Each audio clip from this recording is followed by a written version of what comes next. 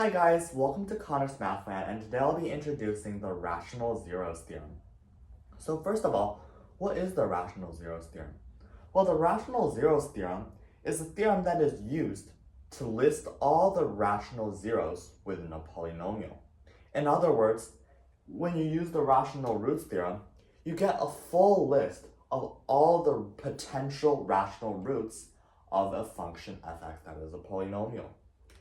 Recall that a polynomial f(x) is a function in the form of something multiplied by x to the nth power plus something multiplied by x to the n minus 1 power plus something multiplied by x to the n minus 2 plus all the terms in the middle all the way to something multiplied by x to the first power plus the constant term.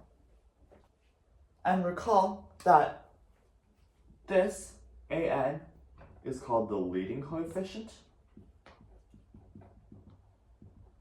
and a0 is called the constant term. And there's something really important in polynomials that we have to know, and these are the roots of the polynomial. A root of a polynomial is a value that when you plug that value into the polynomial, you get a result of 0. In other words, if we plug the value r into f of x such that the result is 0, then r will be a root of fx. And the idea of a root is really important in polynomials. Why? Because the roots in the graph of the polynomial, the roots are where the graph intersects with the x-axis. So these three are three of the roots. So it's really important to be able to find roots algebraically.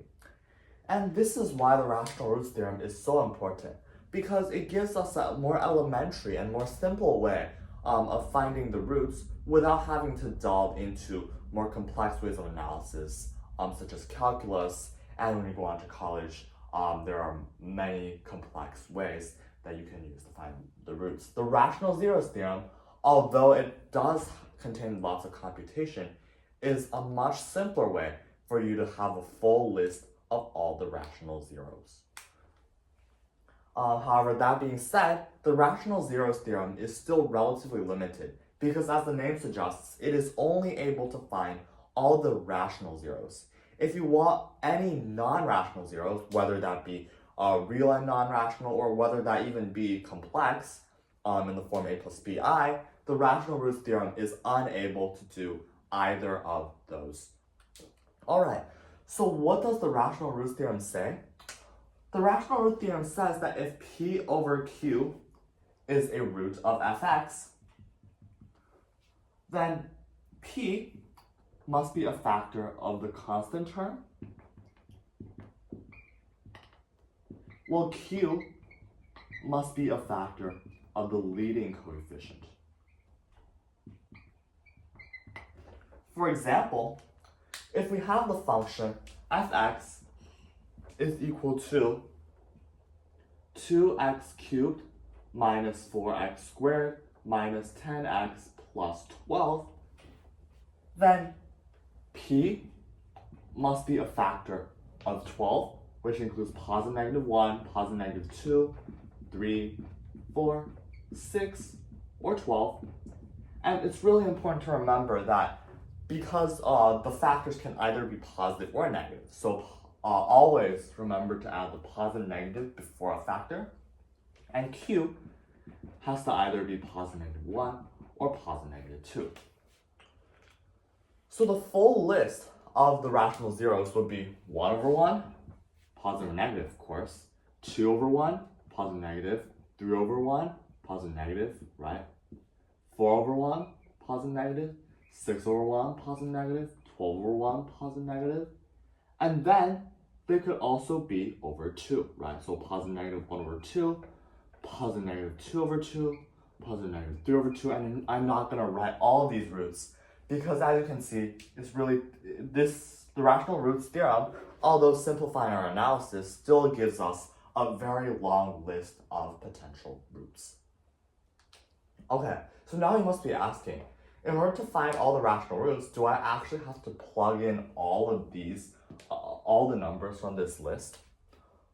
Well, in theory you do, but there are lots of ways that you can simplify your computations. So first of all, before you plug in a root, you should observe what the polynomial looks like. Observe the coefficients. For example, in here, coefficients are 2, -4, -10, and 12. And we can find that 2 minus 4 minus 10 plus 12 is equal to 0. Therefore, x equals 1 must be a root of this polynomial. And then after you plug in one root, you should not keep checking and keep checking other roots. What you should do is you should use long division or synthetic division to divide out that root so that your numbers get smaller, and then use the rational roots theorem again. For example, if we know that x equals 1 as a root, we can simply use the synthetic division, and we can apply it here, 2, -4, -10, 12. And we can use synthetic division to find that we can factor this into x minus 1 multiplied by 2x squared minus 2x minus 12 equals 0. And guess what? What is this part now? This part is now quadratic. And quadratics are easy. We can either choose to use the quadratic formula, or we could even use factoring to find the other two roots. And here, we can factor this further. And finally, you'll get that the roots are 1, 3, and -2. Now, the rational roots theorem may sound like the most random theorem ever known to mankind. Did a toddler just play with random polynomials and suddenly find out that, oh wait, p must be a factor of the constant term and q must be a factor of leading coefficient? Did that happen? Well, no. There's actually a proof of the rational roots theorem. So, by the definition of a root, if r is a root of polynomial fx, then if we plug the value r in, fx would equal 0. So because the root is a rational root, we let p over q be that root. However, note here that we do not know what p and q is. We do not know that p and q have these properties, right? We only know that because it's a rational root and rational numbers can be written as p over q, we can plug p over q in as a root. And because of fx looks like this, right, an times x to the n power plus an minus 1 times x to the n minus 1 power, so on. When we plug p over q in, right, this, and because p over q is a root, fx is equal to 0. And we can get an times p over q to the nth power plus an minus 1 times p over q to the n minus 1 power plus so on plus a1 times p over q plus a0. And we know that this is equal to 0 because a p over q is a root. And by the definition of a root, fx has to be 0. So we can multiply both sides by q to the nth power, where we would get an times p to the nth power plus an minus 1 times p to the n minus 1 q plus plus a1 p q to the n minus 1 plus a0 q n. And this is still equal to 0. Okay, now what do we do? Well, we can move a0 times q to the n to the other side. And this results in us getting an p to the n plus an minus 1 p to the n minus 1. All this, and this is equal to negative a0 qn. But one thing that's really, really important here is that all of these terms have p in it. So we can write the left-hand side as p multiplied by something. We don't care what that something is. We can just say that that something, let it be something like n is equal to a0 times q to the n. By definition, we plug p over q in, And our assumption is that P over Q is a fraction that is the simplest, right? So P and Q are relatively prime. Therefore, P cannot be a factor of Q. So the only possible way is that if P is a factor of A0. The same logic applies for Q. Instead of moving A0 times Q to the n over, we can just move AN times P to the n over. And we would get AN minus 1 times PN minus 1 times Q plus dot dot dot dot. We don't care what the rest is. And this is equal to negative AN times P to the nth power.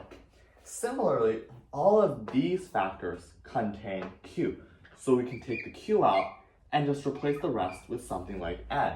And this would be equal to negative AN times P to the n.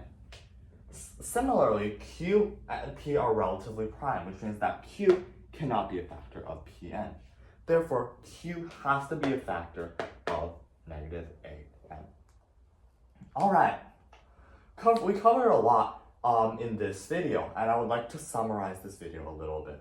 First of all, we introduced what the rational zeros theorem is. And by doing that, we recalled what a polynomial is and what roots are.